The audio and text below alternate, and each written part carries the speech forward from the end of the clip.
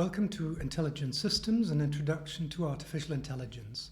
In this video, we will look in detail into how forward and backward propagation work by going through an example where it's very simple, but we will really execute every little step, and we will see how the error function improves from 0.5 to 0.2.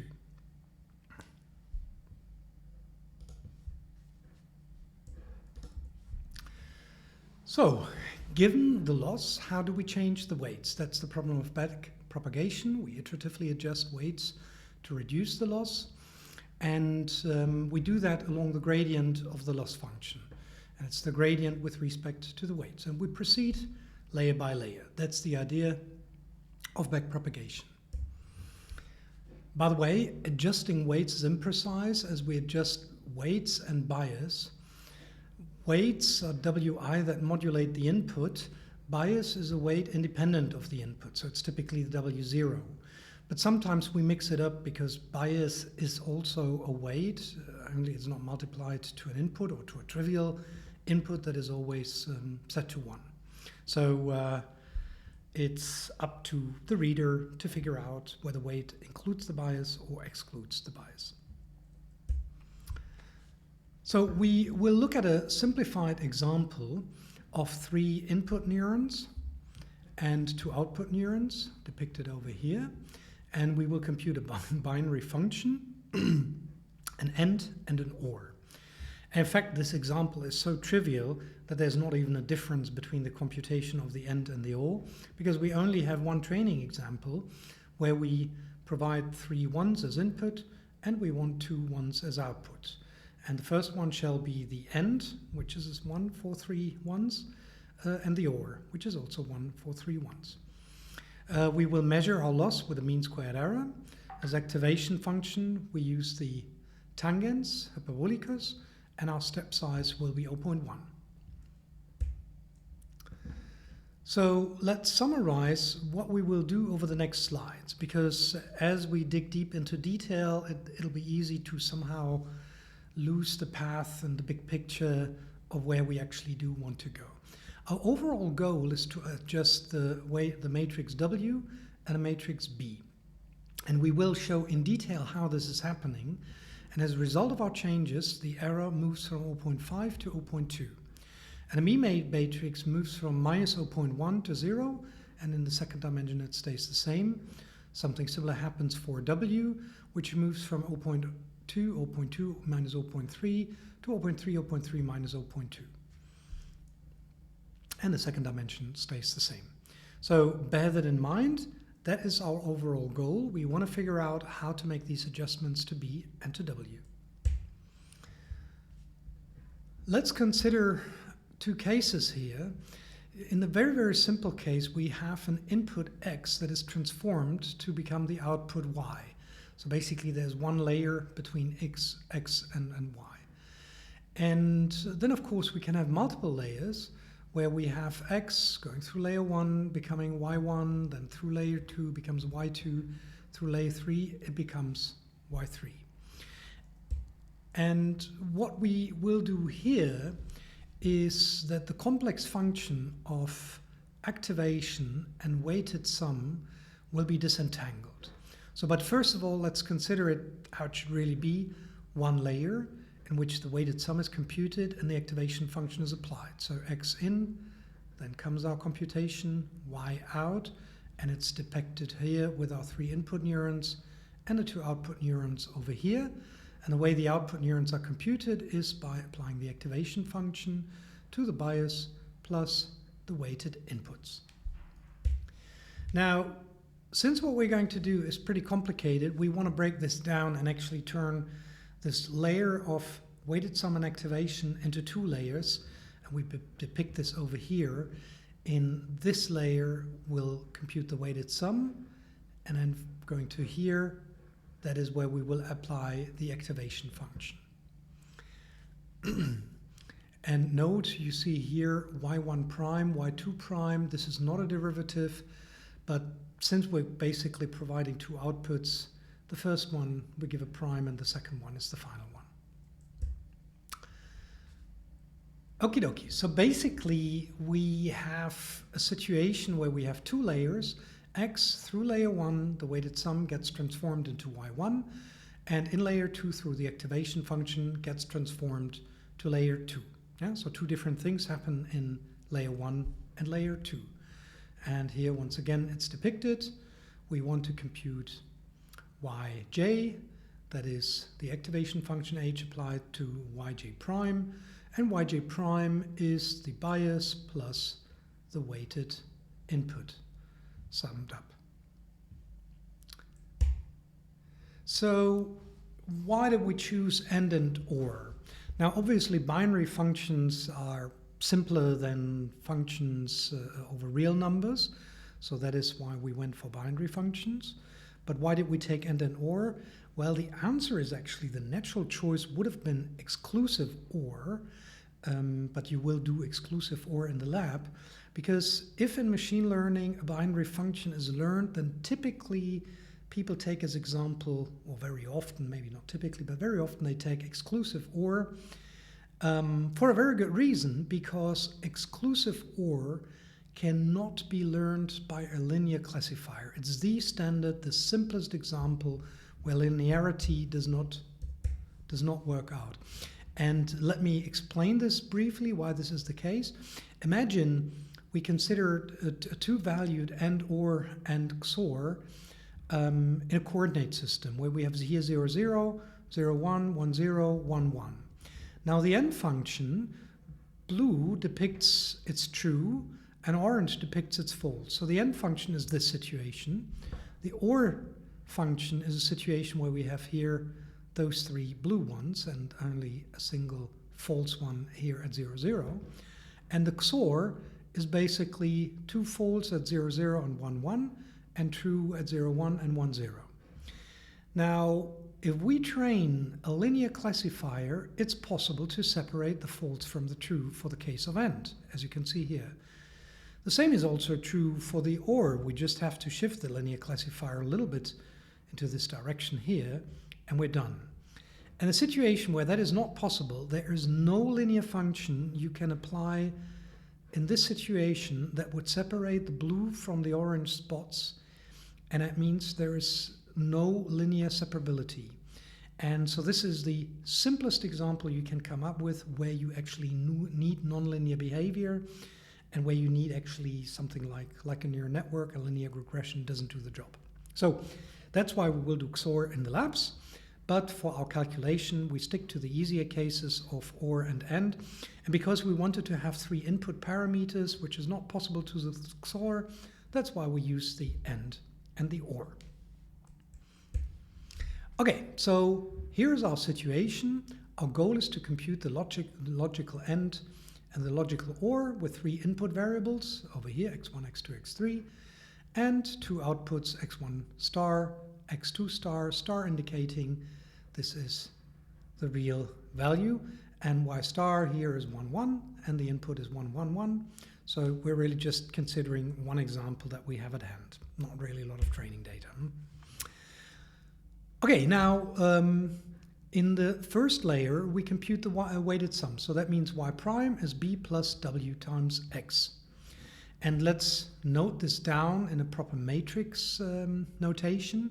So that means vector y prime 1 to n is equal to b1 to bn plus, and here we have w11 to wm1, w1n to wmn times the input vector x1 to xm. Yeah, and that's reflecting exactly this situation here for three inputs and two outputs. Oops. Now let's put in the values that we have specified for w and for b that were already given. And b here is minus 0.1, 0.3. W is specified over here, 0.2, 0.2 minus 0.3, 1, 0.8, 0.9. And x, that was our training data set, is 1, 1, 1. So we simply execute this multiplication. Here the vector stays the same, and this we multiply. Since it's all 1, it's really easy to do.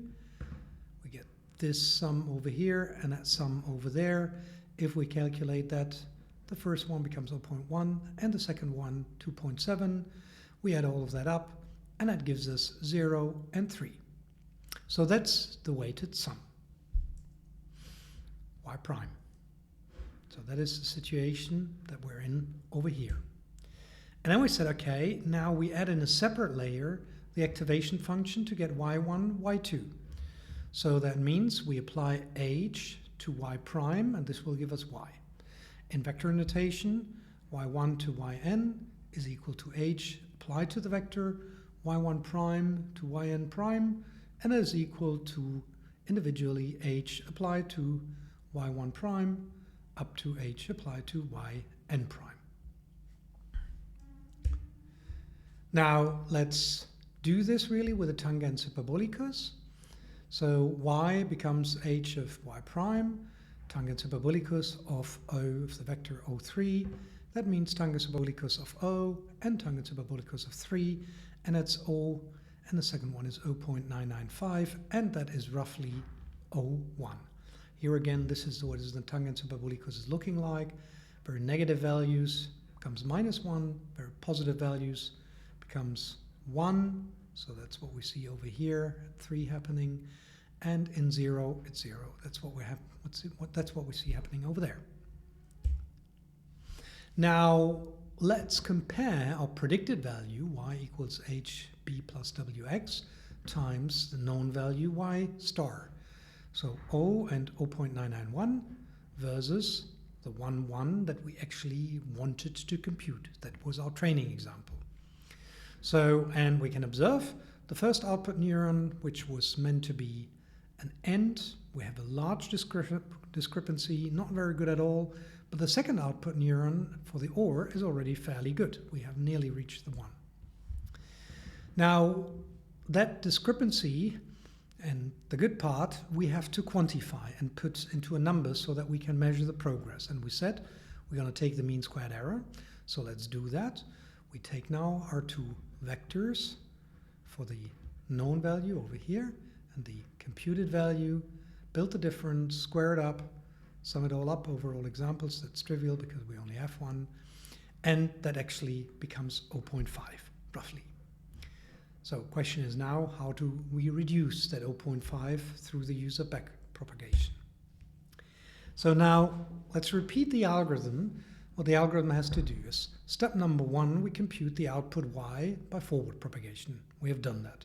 Step 2, we compute the error between y and y star. We have also done that. That's how we got to the 0.5. And now comes the backpropagation, in which we propagate the error layer by layer from back to front. And we compute the error with respect to the weights and adjust the weights accordingly. And we compute the error with respect to the bias and adjust the bias accordingly.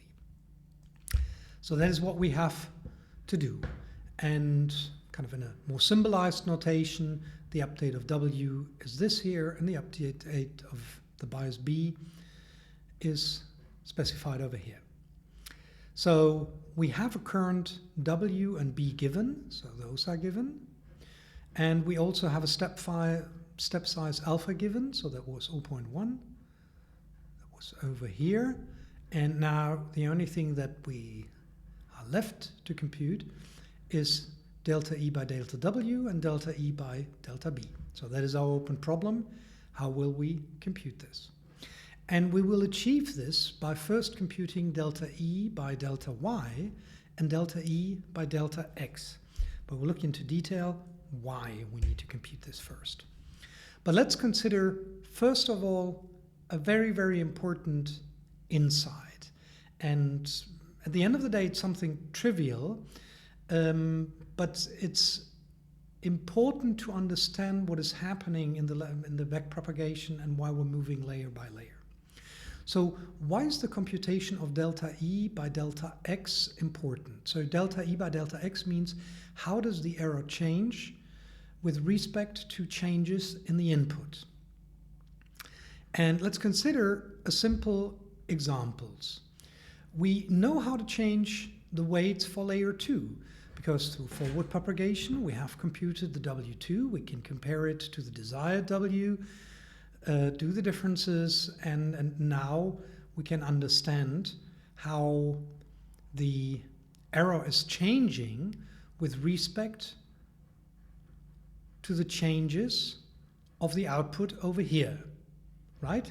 That is easy to compute. We just have to build the derivative of the error function with respect to the output. And that was really very, very simple to do. That was not complicated. So this here is easy to obtain. But how do we change the weights for layer 1? How do we need to know the change of E with respect to the output W1. In the same way as we got the W2 here, we have to also change it for W1. And that is, we need delta E by delta W1.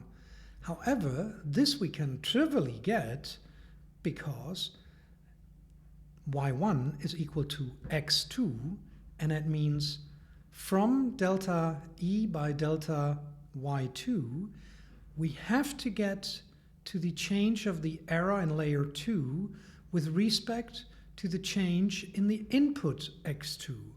And when we have that change, that means we automatically have also how the final error changes with respect to the output of layer 1. And then, of course, we have to do the same and translate that error into a change of the final error over here with respect to a change in that X over here. Yeah? And on the way, it will give us also the necessary changes that we need to do in the W matrix and the B matrix. Yeah? So the key insight is really this trivial thing here, that the input of layer 2 is equal to the output of layer 1. Yeah? And that we can easily compute this, pretty easily compute that, and that then propagates back and is the output here, which we then propagate back to the output, to the input over here. So let's summarize that. The goal that we really want to achieve is this delta E by delta W, the rest we have for the updates, and delta E by delta B. So that's really what we want to get. The change of the error with respect to the prediction is actually fairly easy to do. We build the derivative, for example, of the mean squared error with respect to the output that we computed, and we'll look into detail into that, but it's pretty easy to see that it is 2 divided by n times y minus y star. Now we have to change that to the error with respect to the input, so delta E by delta X. And the key insight here, and don't worry, we'll look into that into detail, but let me point it here already, will be the application of the chain rule. And symbolically, what we're doing is the delta E by delta X can be very easily broken down into delta E by delta Y times delta Y by delta X. Yeah, so we introduce this additional layering, the additional use of this delta Y. And then we're happy because delta E by delta Y we have computed already, and it wasn't really that difficult to compute. So the only thing that we're left with to compute is delta Y by delta X. Where you may wonder, so what is that actually? Well, it depends which layer we are, and that's why we disentangled the two layers. In the activation layer, well, this is simply the derivative of the activation function. And in the summation layer, it's very simply the derivative of the weighted sum, which will be WT transposed. Yeah? And as you can see, we have reduced the computation of the variation of the error with respect to the variation in the input. We have reduced that to the variation of the error with respect to the variation of the output times the inner derivative, which is either the derivative of the activation function or the derivative of the summation layer. Yeah? And all of these things are fairly easy to compute. This is easy to compute. H prime is given. WT is also easy to compute. It was given. Now, with that, we will then see that it's easy to compute delta E by delta B because it essentially becomes delta E by delta Y. So easy, done. And delta E by delta W becomes delta E by delta Y times X transposed. Yeah? And again, easy to compute, easy to compute. So ultimately, this pretty conceptually complex insight of building these gradients amounts to really just a bunch of pretty simple matrix operations. We just take matrix minus multiplication of matrices, multiplication with scalar values. That's everything we do. And by the way, that is the reason why GPUs are so favored for machine learning training, because they are specialized to very, very efficiently execute matrix operations. Now, let's do this really step by step. So each of the lines that I showed you we'll do now really one by one. And we will not forget our overall goal is the update of W and the update of B. And we'll start slowly with delta E by delta Y. And we'll use mean squared error as our error function.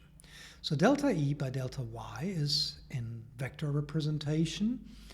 Delta E by delta Y1, delta E by delta Yn, and so on. And then we can expand this because we sum up from I equals 1 to n for our n examples and build the difference between yi star and yi. We square that error and we build the delta over that by delta y1. And we do that up to delta yn. And please note that we mix here a lowercase n and an uppercase n. In some of the examples, we use the uppercase n, and in LaTeX font we have it with a lowercase n. So sometimes we have an inconsistency here. Just bear that in mind. So what is that derivative? So if we build the derivative here by y1, that means we have 2 divided by n times y1 minus y1 star, and so on, to 2 divided by n, yn minus yn star. And we can take out of this vector this scalar value, which is common to all of them, 2 divided by n, bring that to the front, and that means we're left with 2 divided by n times the vector y minus y star. Now, let's do this with our concrete example of our binary functions. And we have given y and y star. Y was 0 and 1, and y star was 1 and 1. You know, 3 times and or 3 times or. And for those given ones, the outcome is 1, 1. Error was mean squared error, and that's 1 divided by n over the sum. And if we put in the values, we get 1/2, 1 minus 0 squared, and 1 minus 1 squared. That means this over here disappears, this becomes 1, and we take the half, and that means we really get exactly 1/2. So that means we get as delta E by delta Y, 2 divided by n, y minus y star, and that becomes 2 divided by 2, 01 minus 1, 1, and that becomes overall minus 1, 0. Okay, first computation performed. Now let's go into the proper backpropagation, and we'll do this now for the activation layer. So don't forget, our overall goal is the variation in W and the variation in B. But now we go back and see how our error changes with respect to the input X. And we find that it's basically the change of the error with respect to the output Y times the inner derivative, which is H prime. And yeah, to emphasize again, we simply apply the chain rule. Delta E by delta X is delta E by delta Y times delta Y by delta X. And delta Y by delta X is the derivative of the activation layer function. So, since we're dealing with the activation layer. Our derivative is h prime. So let's turn that into vector notation. So delta E by delta x becomes this vector over here. Then we apply the chain rule. That becomes delta E by delta y1 times delta y1 by delta x1. And this is the case for all of the I between 1 and n. And then we basically put in here the derivative of our activation function. So delta y1 by delta x1 is h prime applied to x1. So this multiplication over here we can separate out, and we can write this as delta E by delta y1 and so on up to delta E by delta yn times h1 of x1 to h prime to xn, and that is then in vector notation delta E by delta y times h prime of x.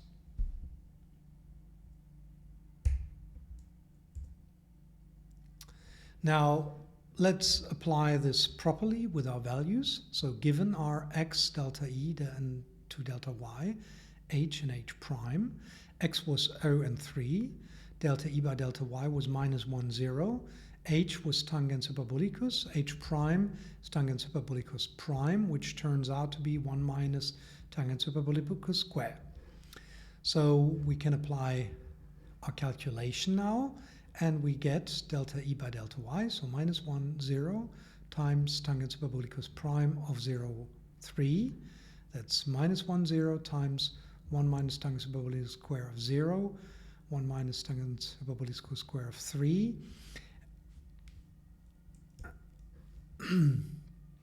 Oops. And that becomes minus 1, 0 times 1 minus 0 square, so that's 1.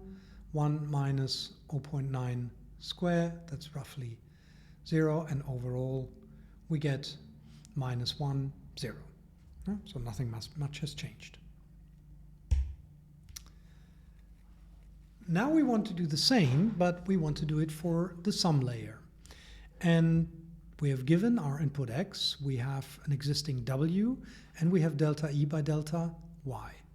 So we simply apply the chain rule, and we get that delta E by delta x is equal to delta E by delta y times delta y by delta x. But now the question is, what is now for the summation layer delta y by delta x?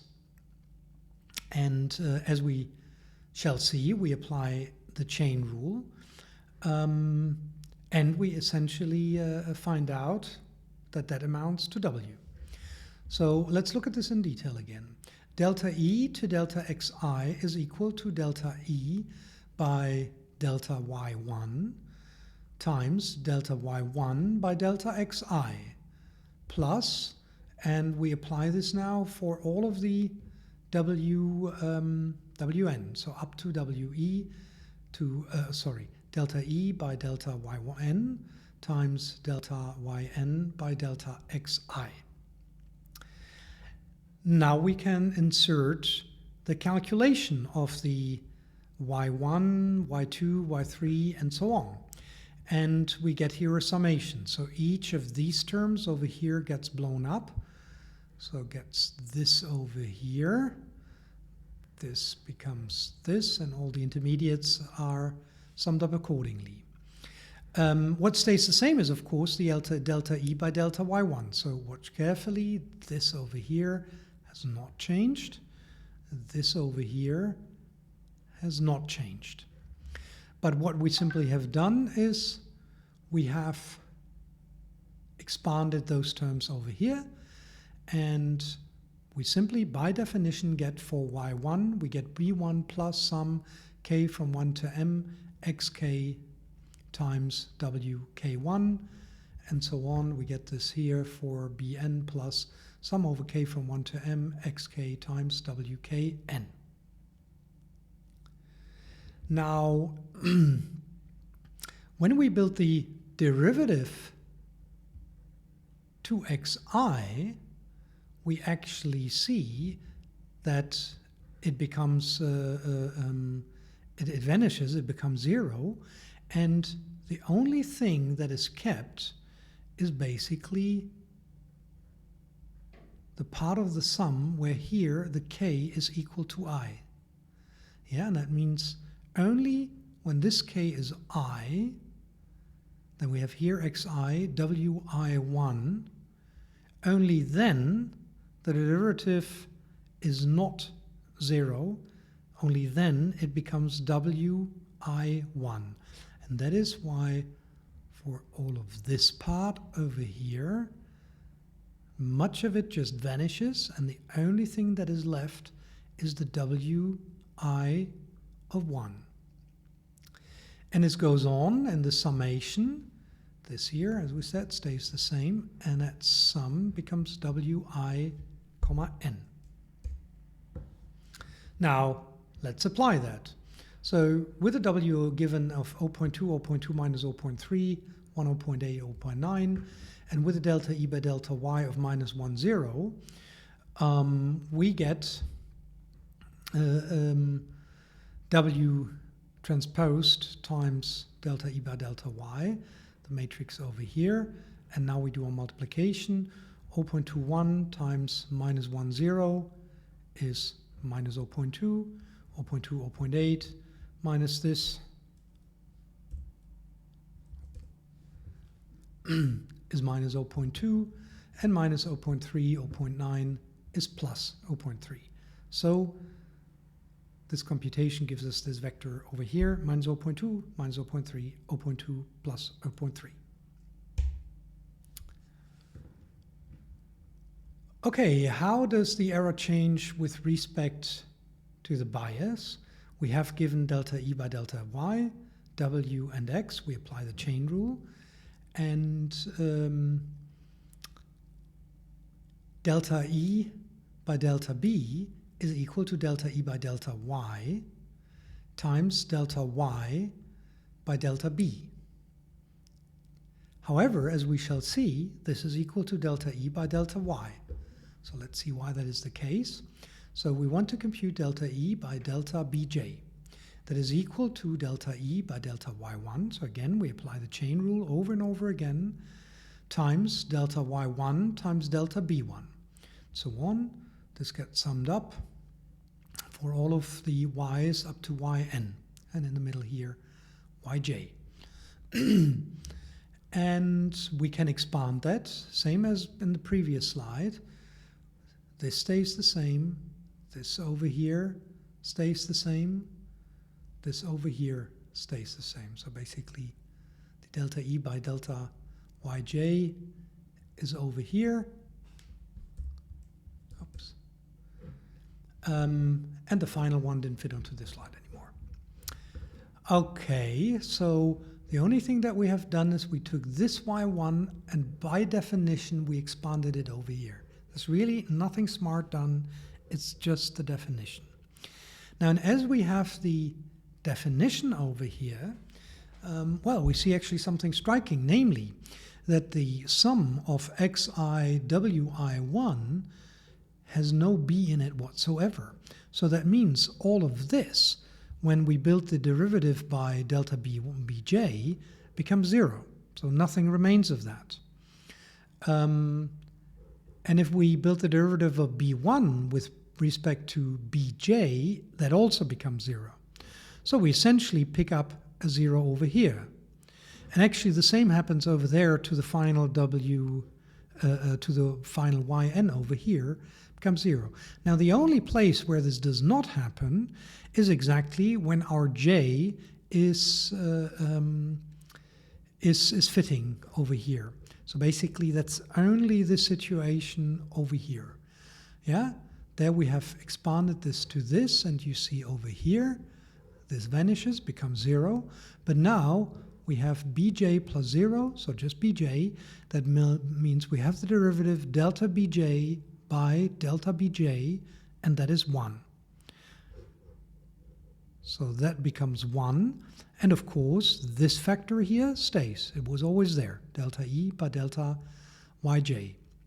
And that means all of this disappears, all of this disappears. The only thing that stays is this over here, and that's delta E by delta yj. And that means we have overall a very simple computation. The delta E by delta Y that we computed already is actually the delta E by delta B. Now let's apply that. We have already computed the delta E by delta Y.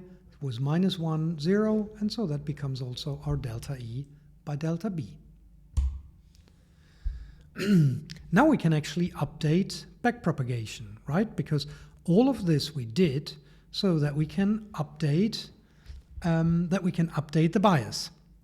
Yeah, and so with delta E by delta Y being minus 1, 0, B was minus 0.1, 0.3, step function was the step size was 0.1, and delta E by delta B was minus 1, 0. Okay, now we can calculate that. Take the old B, 0.1 times delta E by delta B, and that gives us this over here. So minus 0.1, 0.3, step size 0.1, minus 100 is this over here.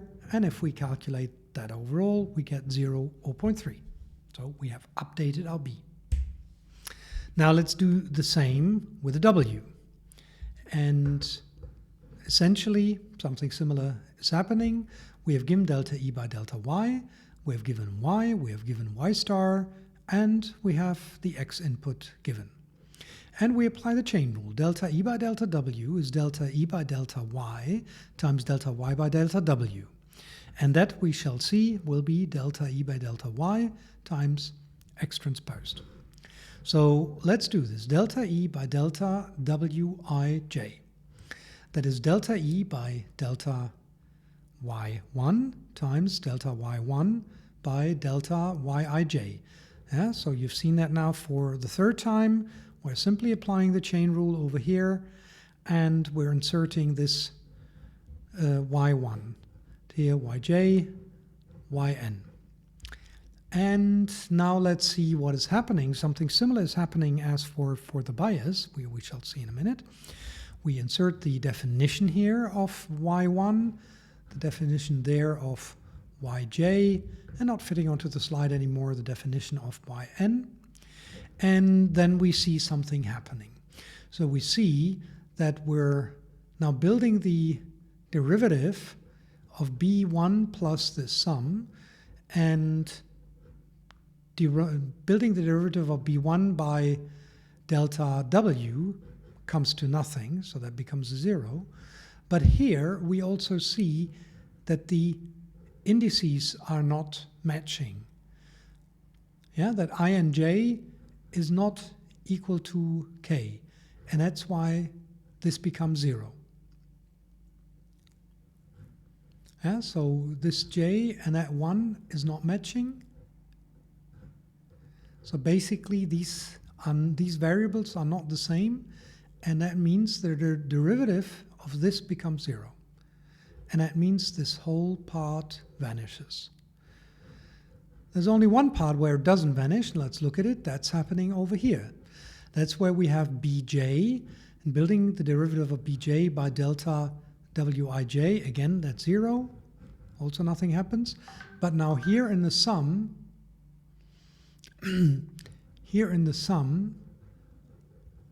we have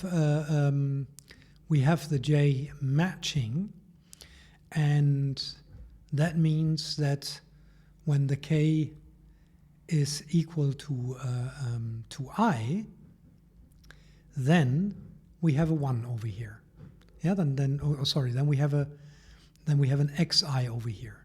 So essentially for most of the sum, again, this is leading to nothing, but when the k is becoming I, at that point we have here xi times wij, and we're building the derivative by wij, and the derivative of xi times wij by delta wij is xi.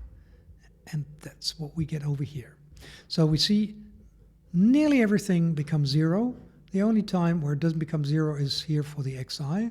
And that means the only thing that is left is delta E by delta Yj times xi. Okay, let's turn this into a concrete example. we have these values given here, -1, 0 for delta E by delta Y. X was the input, everything 1. This was our existing W. And now we can build the derivative by W, and that becomes -1 times 0 times the vector of the 3 ones. And that is -1 minus 1 times 0, 0, 0. And that is our derivative, delta E by delta W. And now let's see how that leads to an updated W. So we simply have to take the old W, the derivative, and our alpha step size, and we basically plug this into the equation over here. W is this, step size is that is our derivative, and we get basically those new values that the bottom line stays the same, but the top line has changed by 0.1. Okay, so we did it. How did the error change with our updates that we computed? So predicted value was before the update 0.995, with the known values expected to be 1, 1. Now the question is, what does this become after the update? And again, more calculation needed. So B over here, W, our new W, X the input. The sum layer, let's plug it in, 0.3, 0.3, the B, and W times X, and overall we get 0.4 times 3. This we plug into the activation layer, tangent superbolicus of 0.43, and this gives us 0.38 times 0.995, and that is roughly 0.38 and 1, and the error roughly becomes 0.2. And yeah, so that means before the update we had this, after the update we compute those values, and that has substantially reduced the error from 0.5 to 0.2. And as an overall conclusion, we have taken a step in the right direction, but more iterations are needed so that we get even better for the 0.38 that we have obtained over here. Now, take-home message. This is a very tricky lecture in a way. Lots of numbers, lots of detailed calculations, lots of indices, but I think it's also a very helpful exercise to get a grips with what neural networks are doing. And at a very, very high level, what you should take away, that much of the heavy neural network computation is all about matrix operations. And at this stage now, you should really have the gist of what backpropagation is and why we're doing it. You should really understand what the chain rule is and how we apply the chain rule and why it's such a fundamental why it takes such a fundamental role in backpropagation.